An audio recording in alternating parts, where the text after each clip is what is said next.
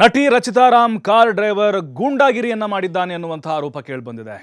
ವಿಜಯನಗರದ ಹಂಪಿ ಉತ್ಸವದ ವೇಳೆ ಹಲ್ಲೆ ಮಾಡಿದ್ದಾನೆ ಅನ್ನುವಂತಹ ಒಂದು ವಿಚಾರ ಇದು. ಏನು ಹೀರೋ ಹೀರೋಯಿನ್ಗಳ ಡ್ರೈವರ್ಗಳಾಗ್ಬಿಟ್ರೆ ಕೊಂಬಿರುತ್ತಾ ಇವರಿಗೆ? ಧಿಮಾಕು, ದೌಲತ್ತು, ದುಡ್ಡಿನ ದುರಹಂಕಾರ ಇವರಿಗೆ.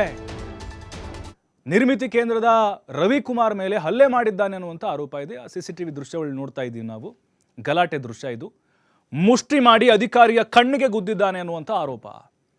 ಡ್ರೈವರ್ ಕಾರಿನಿಂದ ಇಳಿತಾ ಇರುವಂತಹ ದೃಶ್ಯ ಕೂಡ ಒಂದು ಕಡೆ ನೋಡಬಹುದು. ಆಮೇಲೆ ಗಲಾಟೆ ಆಗ್ತಿರೋದನ್ನು ನೋಡ್ಬೋದು. ಜನ ಸೇರಿದ್ದಾರೆ ಅಲ್ಲಿ. CCTV ಫುಟೇಜ್ ಇದು.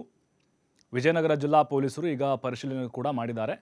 ನಟಿ ರಚಿತಾ ರಾಮ್ ಗೊತ್ತಲ್ವಾ? ರಚಿತಾ ರಾಮ್ ಯಾರಂಥೇಳಿ ಅವ್ರ ಡ್ರೈವರ್ನ ಕತೆ ಇದು.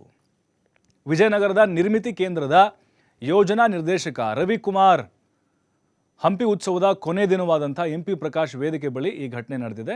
ಅಂದರೆ ಅವ್ರ ಮೇಲೆ ಹಲ್ಲೆ ಮಾಡಿರೋದು. ಭದ್ರತೆ ಹೆಸರಲ್ಲಿ ಜನಸಾಮಾನ್ಯರ ಮೇಲೆ ಗೂಂಡಾವರ್ತನೆ ಅನ್ನುವಂಥ ಆರೋಪ.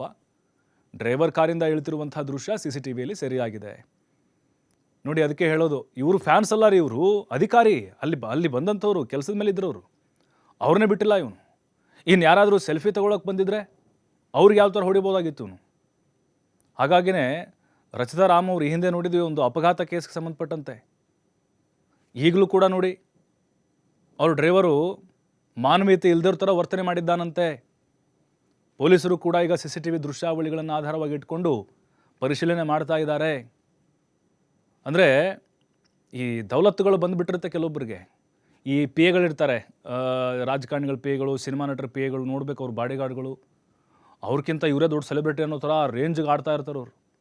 ಹಾಗಾಗಿ ಅಧಿಕಾರಿ ಏನು ಮಾಡಿದ್ನಪ್ಪ ಅಂಥದ್ದು, ಮೇಡಮ್ ಮೇಡಮ್ ಮೇಡಮ್ ಅಂತೇಳಿ ಹಿಂದೆ ಫಾಲೋ ಮಾಡ್ತಾ ಇದ್ನಾ, ಅಥವಾ ರೇಗಿಸಿದ್ನಾ ಮೇಡಮ್ ಅವ್ರು ಏನಾದರೂ?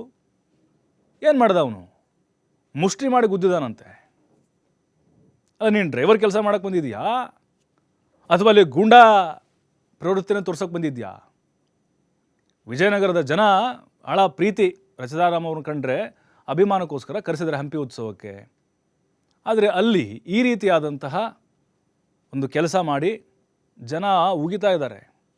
ನಿರ್ಮಿತಿ ಕೇಂದ್ರದ ಅಧಿಕಾರಿ ರವಿಕುಮಾರ್ ಅವ್ರನ್ನ ಹೊಡೆದಿದ್ದಾನೆ ಅನ್ನುವಂಥ ಆರೋಪ ಇದು. ಇದೇನಾದರೂ ಪ್ರೂವ್ ಆದರೆ ಖಂಡಿತವಾಗ್ಲೂ ಕೇಸ್ ಆಗಬೇಕು ಅವನ ಮೇಲೆ.